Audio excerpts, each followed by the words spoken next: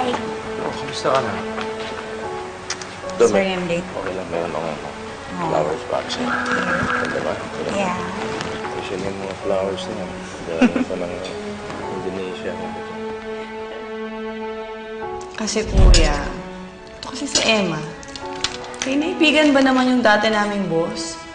Eh, kaaway namin yun eh. Oh, ano namang masama doon? Kilala ko yung babae nun. Arte lang na mabait, pero sa loob-loob, masama yung babae yun. Hindi ko alam kung anong plano niya kay Emma. But I'm sure, kung ano man yun, hindi yun maganda. Ah, ayos na.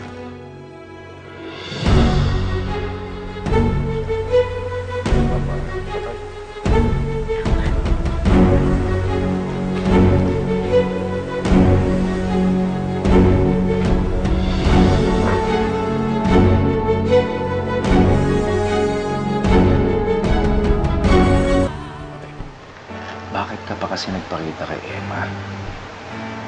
Eh, di ba nga sabi mo, kinukutuban na siya. So, ako naman, sinigurado ko na hindi niya ako pinagdududahan. Okay. Pero teka muna. Hindi pala ako makakapunta sa gathering. Dahil merong party ang Inter-Pacific. Okay? Dahil pwede magkita. Pwede bang sumama? Teka muna. Baka mahalata na tayo.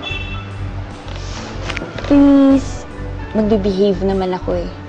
Okay na sa akin makita ka from afar. Happy na ako doon. Sige na, pumayag ka na. Sa bagay, hindi man mahilig si Emma sa ganung maraming tao. Pero, promise mo ha, behave ka. Yes, I promise. Magbe-behave.